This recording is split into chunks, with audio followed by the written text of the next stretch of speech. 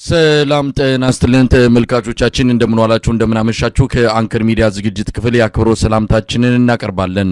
በአማራ ክልል የሚካሄደው የህልውና ተጋድሎ ተጠናክሮ መቀጠሉ ተገልጿል። ወሎ ላይ የአብይ አህመድ አገዛዝ ከፍተኛ ቁጥር ያለው ሰራዊት እያስገባ ነው። ጋሸናን መልሶ ለመቆጣጠር በ8 አቅጣጫዎች ሰራዊት እያጓጓዘ መሆኑም ተሰምቷል። የኦሮሚያ ልዩ ኃይል በበርካታ አውቶቡሶች ወሎ ምድር መግባቱም ታውቋል። የዘውትር ተሳታፊያችን ዝርዝር ዘገባ አለው።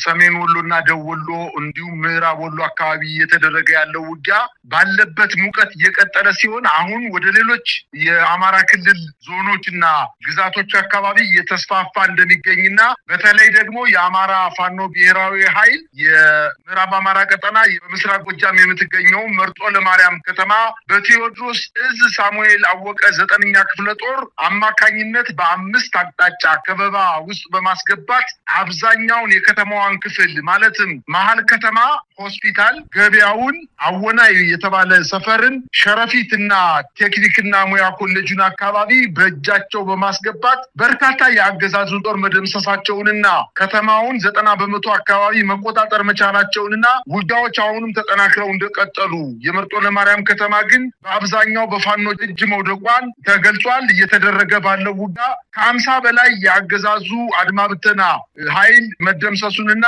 20 በላይ ደግሞ የሚኒሻ ኃይሎች መገደላቸው እንዲሁም ቁጥሩ ያልታወቀ ከምሽግ ላይ መርጦ ለማርያም ከነበረው የመከላከያ ምሽግ ላይ በርካታ የመከላከያ ወይንም ያገዛዙ ጦር አባላት መገደላቸውን ታውቋል። በዚህ ከተማ መርጦ ለማርያም በተደረገው ውጊያ ራሱን አትርፎ አድማ ብተናውንና ሚኒሻውን እንዳስጨረሰው በከተማው ላይ ያለው ማህበረሰብ እየተናገረ ይገኛል። በተለይ ራሳቸውም በጣም ጠንካራ ከሆነ ምሽግ ላይ አስገብተው አድማ ብተናውንና ሚኒሻውን ወደ ፊት በማስቀደም እንግዲህ በአንድ ከተማ በተደረገው ውጊያ 50 በላይ የአድማ ብተናና ከ20 በላይ ሚኒሻ እንደተገደሉ ነው መረጃዎች የሚያመላክቱት። ይሄ ከዚህ ውጊያ ቀጥሎ ከመርጦ ለማርያም ቀጥሎ በመርጦ ለማርያም አቅራቢያ የምትገኘው ታሪካዊቷ የግንደወይን ከተማ ላይም አሁን ከፍተኛ ውጊያ እየተደረገ መሆኑና በተለይ ደግሞ ከግንደወይን ከተማ ይሄንን መርጦ ለማርያም የነበረውን ውጊያ እና የመከላከያና የአድማ ብተና የሚኒሻ ኃይሉ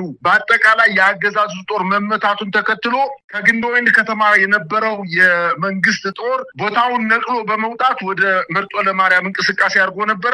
ነገር ግን ራሱ የመከላከያ ሰራዊቱ ከከተማው ሳይወጣ የፋኖ ኃይሎች ደርሰው በግንደወይን ከተማም ከፍተኛ የሆነ ውጊያ በመክፈት እዛው አስቀርተውታል። እንግዲህ ይህን ተከትሎ ሌላ በሁለቱ ከተሞች መካከል ላይ ፈለገ ብርሃን የምትባል ከተማ አለች። በዚህ የፈለገ ብርሃን ከተማም እንዲሁ ውጊያዎች በጣም ተጠናክረው እንደቀጠሉ እንደሚገኙ ነው መረጃዎች የሚያመላክቱት። ይህ በእንዲህ እንዳለ ጎንደር በቅርብ ርቀት ላይ በምትገኘው ምንዝሮ በተባለች ቀበሌ ላይ የአማራ ፋኖ ብሔራዊ ኃይል ሰሜን አማራ ቀጠና በላይ ዘለቀ እዝ ከጎን ዳግማዊ ቴዎድሮስ 5ኛ ኮር ጎንደሬ በጋሻው ክፍለ ጦር እና ታድሎ ብርሃን ክፍለ ጦሮች በጋራ በፈጸሙት ማጥቃት ከፍተኛ የሆነ ድል መጎናጸፋቸውንና በተለይ ከጎንደር ወደ ማክሰኝት ከ30 በላይ ተሽከርካሪዎችን አጅቦ ሲጓዝ የነበረ አድማ ብተናዎችን በማጀብ ወደ ጦር ግንባር እነሱን በማስቀደም እንቅስቃሴ ሲያደርግ የነበረ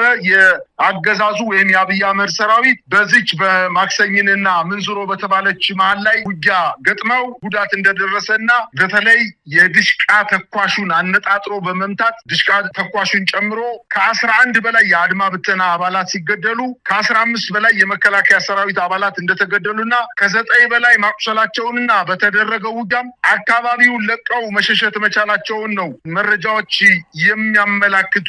እንዲሁም በጎንደር አካባቢ በስማዳ ወረዳ ዛሬ ጠዋት ጀምሮ የአማራ ፋኖ ህዝባዊ ድርጅት በጸዶዬ ቀጠና ከወገዳና ከእስቴ አቅጣጫዎች የስማዳ ከተማን ለመቆጣጠር የመጣውን የአገዛዙን ጦር አርቢት ከተባለ ቦታ ላይ የጀነራል ኃይሌ መለሰ የአማራ ፋኖ ህዝባዊ ድርጅት ጀነራል ኃይሌ መለሰ ክፍለ ጦር ጋር ገጥሞ ከፍተኛ ውጊያ እየተደረገ እንደሆነና ይህ ውጊያ ከ9 ሰዓት በኋላ ዛሬ ከ9 ሰዓት በኋላ እየተደረገ እንደሆነና የተገኘው ድል ምን እንደሆነ ማወቅ ገና ውጊያው መጠናቀቅ ባለመቻሉ መረጃዎች ገና ያልተጠናከሩ ስለሆነ በሚቀጥለው በሚቀጥለው የምናቀርብ ይሆናል። በሌላ ዜና አሁን ከመሸ የደረሰኝ ዜና በፍኖተ ሰላም ከተማ ገራይ ተብሎ በሚጠቀሰው አካባቢና ሆዳንሺ ተብሎ በሚጠቀሰው በሁለት አቅጣጫ ከሌሊቱ 11 ሰዓት እስከ 5 ሰዓት አካባቢ በተደረገው ውጊያ በርካታ የአገዛዙ ጦር በከተማዋ ላይ ወድቀው የፋኖ ኃይሎች ከተማዋን በግማሽ ተቆጣጥረው መስራት የሚገባቸውን ስራ ጨርሰው ከከተማው እንደወጡና በተለይ የጅጋ ከተማን እንዲሁም የገነት አቦ ከተማን የዝንድም ከተማን እንዲሁም የጨረቃንና የደንበጫ ከተማን ከተቆጣጠሩ በኋላ ወደ ዞኑ ዋና ከተማ ወደ ፍኖተ ሰላም በተደጋጋሚ ጊዜ ጥቃት እየፈጸሙ በርካታ የምሽጎችን ላይ የነበሩ የመከላከያ ሰራዊት አባላትን መደምሰስ መቻላቸውን ነው ያስታወቁት። በአጠቃላይ ከወሎ በተጨማሪ አሁን የጎጃሙ የአጠቃላይ በፋኖና በአገዛዙ ጦር ላይ የሚካሄደው ውጊያ ተማሙቆ የቀጠለ ሲሆን በበርካታ ከተሞች ላይ የአገዛዙ ጦር ከፍተኛ ጉዳት እየደረሰበት እንደሆነና አሁን በአማራ ክልል አገዛዙ የቀረው ብቸኛ እድል በክልሉ የሚገኙትን በጎንደር የቅማንት ታጣቂዎችን፣ በጎጃም የአገው ሽናሻና ጉምዝ እንዲሁም የኦሮሞ በተወሰነ ደረጃ የኦሮሞ ተወላጅ የሆኑትን፣ በወሎ ደግሞ እንዲሁ የኦሮሚያ ዞን ልዩ ዞን ታጣቂዎችን፣ በሸዋ እንዲሁም የሸዋ አካባቢ በሰሜን ሸዋ አካባቢ የሚገኙ የኦሮሞ ተወላጅ የሆኑ ሰዎችን በማሳጠቅና የክልሉን ሕዝብ እርስ በርሱ ለማጫረስ ከፍተኛ ሴራ እየሰራ እንደሆነና በተለይ በመካነ ሰላም አካባቢ የጀመረው ስራ በሌሎችም አካባቢዎች ተጠናክሮ እንዲቀጥል ትዕዛዝ መተላለፉና በመካነ ሰላም አካባቢ የተፈጸመው አጠቃላይ የሃይማኖት ግጭት ለመፍጠር ራሳቸው ታዩ እንዲፈጸም ካደረጉ በኋላ ወይም እንዲፈጸም በዋነኝነት ምክንያት ከሆኑ በኋላ የአማራ ህዝብ እስልምና ጠል ነው በማለት ከፍተኛ ቅስቀሳ ቢያደርጉም በዛ አካባቢ ለዘመናት በእርቅ ችግሮቻቸውን እየፈቱ የሚገኙ ሽማግሌዎች ህዝቡን ሰብስበው ችግሩን ከፈቱ በኋላ ጉዳዩ መርገቡን ለማወቅ ተችሏል። ይሄንን ተሞክሮ በመውሰድ በተለያዩ የአማራ ክልል አካባቢዎች ቢቻሉ በቋንቋ የተለያየ ቋንቋ የሚናገሩ የቅማንት ያገው እንዲሁም በወሎ አካባቢ የሰቆጣ አገዎችንና የኦሮሚያ ልዩ ዞን አካባቢዎችን እያስታጠቁ የክልሉን ህዝብ እርስ በርሱ በማጋጨት ከፍተኛ የሆነ የእርስ በርስ ግጭት እንዲፈጠር እንቅስቃሴ እያደረጉ እንደሆነ ነው ለማወቅ የተቻለው።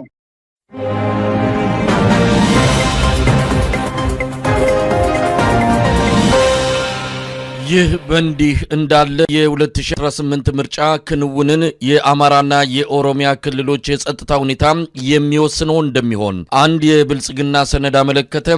የፋኖና የኦሮሞ ነጻነት ሰራዊት ኦላ በኃይል ካልተደመሰሱና ክልሎቹ የሰላም ቀጠና መሆናቸው ካልተረጋገጠ መጪውን ምርጫ ለማራዘም እንደሚገደድ ብልጽግና በሰነዱ አማካይነት አቋሙን አሳውቋል።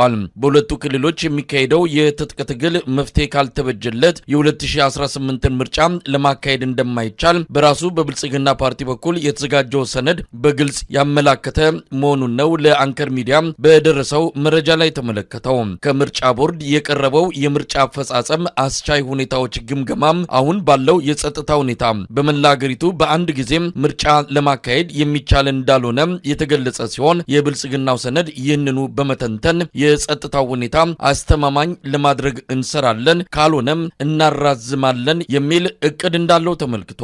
በብልጽግናው ሰነድ ላይ ምርጫ በየትኛውም ሁኔታ ማራዘም ያለውን አሉታዊ ጎኖች በመዘርዘር መቀልበስ ከቻልን ምርጫውን ማድረግ የመጀመሪያው ተመራጭ አካሄድ ይሆናል። ካልሆነ ግን የዓለም አቀፍ ተጽዕኖን ተቋቁመን ምርጫውን ማራዘም ይገባናል የሚል ውሳኔ ላይ መድረሱን ነው ለአንከር ሚዲያ በተላከም መረጃ ላይ ተመለከተው። ምርጫ ማራዘም የመንግስታችንን ዓለም አቀፍ ተቀባይነት ይጎዳዋል፣ ተቃውሞና ውግዘት ይገጥመናል። ስለ ብልጽግናና ዲጂታል ኢትዮጵያ እየሰበክን ነገር ግን ሀገር መቆጣጠር፣ ህግና ስርዓት ማስከበር፣ ምርጫን በጊዜው ማካሄድ አልቻልንም ብለን ማራዘም ትልቅ ጉዳት ቢኖረውም ከፓርቲያችን ህልውና የሚበልጥብን ስለሌለ የምናስቀድመው የመጣብንን አደጋ መቀልበስ ላይ ነው የሚለውን አቅጣጫ የፓርቲው አመራሮች ማስቀመጣቸውን ነው ባገኘነው መረጃ ላይ የተገለጸው። በትግራይና በአማራ ክልሎች ሙሉ ቁጥጥር የለንም፣ በኦሮሚያም በከፊል ቀጠናዎች ሰላም ማስጠበቅ አልቻልንም፣ በአንዳንድ የአገሪቱ አካባቢዎች አስተማማኝ ሰላም የለም። ይህን በሚቀጥሉት 6 ወራት ውስጥ መቀልበስ ከቻልን ምርጫውን እናካሂዳለን ያለው የብልጽግናው ሰነድ ካልሆነም ውስጠ ፓርቲያችንን አጠናክረን ምርጫውን ለማራዘም የተገደድንበትን ምክንያት ገልጸን እናራዝመዋለን የሚል ድምዳሜ ላይ መድረሱን ነው በሰነዱ የተመለከተው። አሰብን በኃይል እናስመልሳለን የሚለው አጀንዳም ከምርጫው በፊት የሚቋጭበትን እርምጃ ልንወስድ ይገባል። የፋኖንና የሸኔን ኃይሎች ለመደምሰስ መላ አቅማችንን ተጠቅመን በሚቀጥሉት 6 ወራት ውስጥ ሁለቱ ክልሎች ላይ አስተማማኝ ሰላም ለማምጣት የሞት ሽረት ስራ መስራት ይጠበቅብናል። ያን ካጠናቀቅም በኋላ ፊታችንን ወደ አሰብ እናዞራለን ያለው የብልጽግናው ሰነድ በሚቀጥሉት 6 ወራት ውስጥ አጠቃላይ የሰላሙን ጉዳይ ጨርሰን ወደ ምርጫው ሂደት እንገባለን ሲልም ያትታል።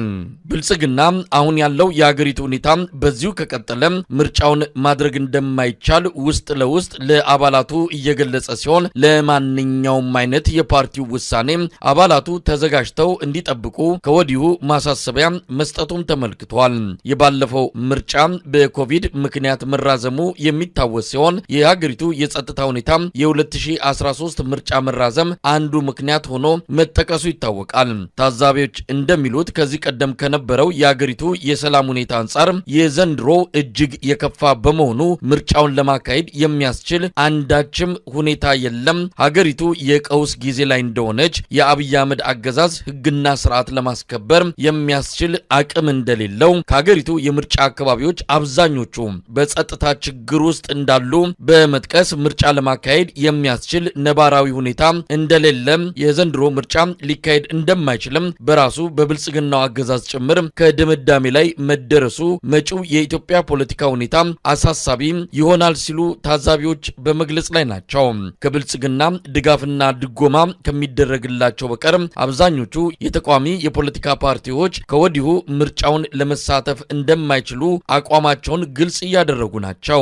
የሽግግር መንግስት በማድረግ ሀገሪቱን ከተደቀነባት የህልውና አደጋ መታደግ ይገባል የሚለውን የአብዛኛውን የፖለቲካ ማህበረሰብ አካላት ጥሪ በተደጋጋሚ ውድቅ ያደረገው አብይ አህመድ በዓለም አቀፍ ደረጃ የሚወጡ ሪፖርቶችንና አሜሪካንን ጨምሮ በርካታ ሀገራት የሚያሰሙትን ስጋት ወደ ጎን በማድረግ ኢትዮጵያ ሰላም ናት፣ ብልጽግናን ልንጨብጠው ተቃርበናል የሚል ምላሽ መስጠቱ ጉዳዩን ይበልጥ አሳሳቢ እንዳደረገውም ይነገራል።